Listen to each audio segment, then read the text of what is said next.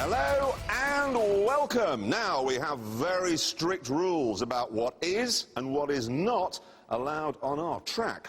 And this week, we're ignoring them. Here's the rule breaker. It appears to be a normal BMW 5 Series until you start it up.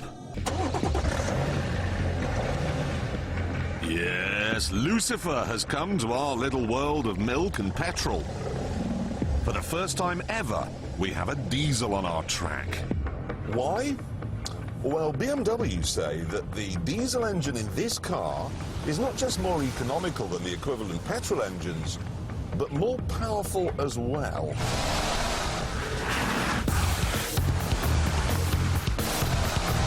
They say it'll get you from 0 to 60 in 6 seconds, and that it's so fast at the top end, they've had to peg it back to 155. That sounds like a bold claim, so to see if it really is possible, I had to come onto our 1.7-mile runway carrying as much speed as I possibly could. Let's find out.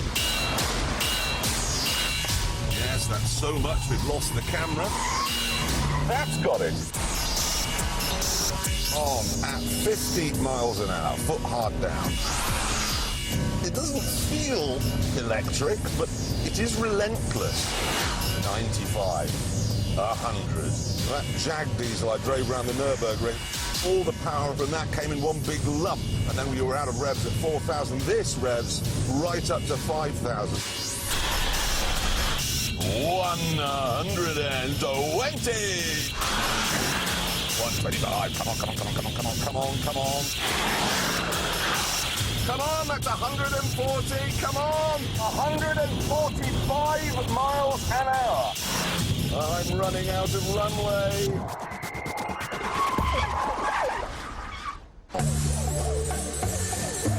There is no doubt in my mind this is a 155 mile an hour car. So how have they managed such a remarkable feat? Now, obviously, I appreciate that lots of you aren't going to be particularly interested, so on the left-hand side of the screen now we have some fluffy kittens for you to look at. OK, now, anyone can make a big 3-litre diesel engine like that produce a lot of power. You just give it a big turbo. But if you do that, you have a lot of turbo lag. Put your foot down, nothing, nothing, nothing, and then it girds its loins, and then you go. So what BMW have done is given it a small turbo, no lag, and then as the revs build, a big turbo kicks in. So it's got like 2 turbochargers, little one, big one. Can you imagine going out for dinner with the man who thought of that? Of course, a diesel engine has to be made from steel, which means it's going to be heavy. So to stop the front of the car from sagging, BMW have had to toughen up the suspension. The thing is, though, that this big heavy engine and the altered suspension don't really seem to have affected the handling unduly. Bit of a pudding, but what big saloon car isn't? There's more good news too. At less than £40,000, this is 10% cheaper than the equivalent petrol model. And obviously, it's cheaper to run as well.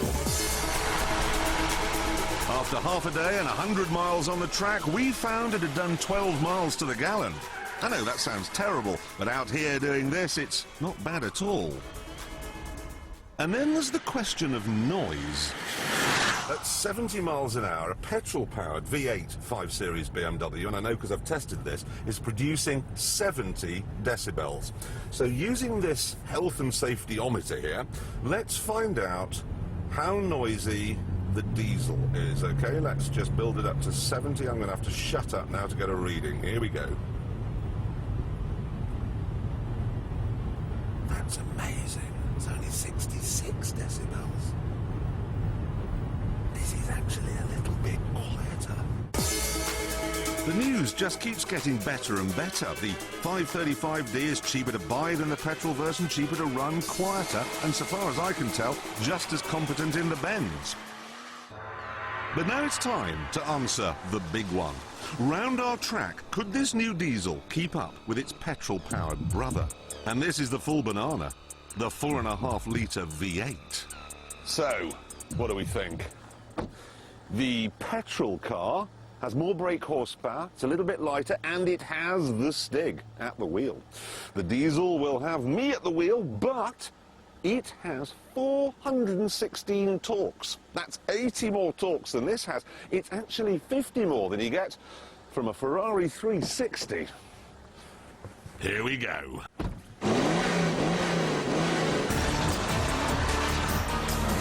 Well, my foot's welded to the floor here, and as you can see, the petrol car has roared off to an early lead. Oh, both slithering a bit here. Come on, you big pudding. He's just got so much more power coming out of that corner, even though I've got all the torque.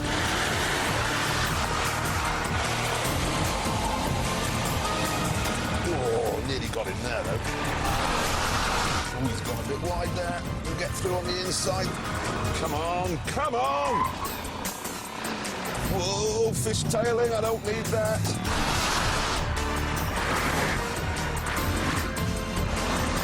And this is good, okay? This is relentless and smooth and amazing for a diesel, but it just lacks the crispness and the electric response that you get from a petrol car.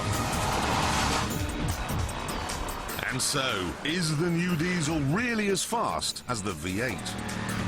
Well, here's the finish line, and here's the answer. No.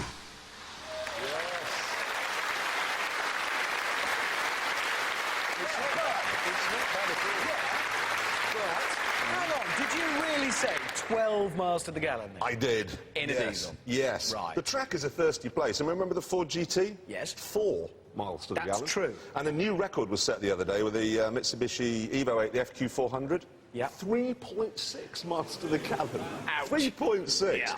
Anyway, look, forget the economy, not important. What I want to know is how fast this will go round our track when it's dry and when it's got a Stig at the wheel. Right, away he goes. Tyres smoking under the mighty force of all those torques. Down to the first corner. How's it going to look through there? Ooh, a bit of understeer on the way in. Doesn't sound too sporty, but looking pretty neat so far. Ah, yes, Stig particularly happy today because he's just been given the new album by Camel. And this car is so quiet he can hear every last noodly synth styling. There he is into the hammerhead. Heavy diesel engine could mean serious understeer. No, Stig's kicked the tail out. Look at the inside tyre smoking. This car could really do with a limited slip dip. Here's the follow through. Yeah, lots of composure through there. Looking, well, quite unspectacular, actually. Probably being quite economical, though. 2 corners left. Here we go, last one. That's very good. Dragged round by the anvil in the nose. Slithering into Gambon and across the line.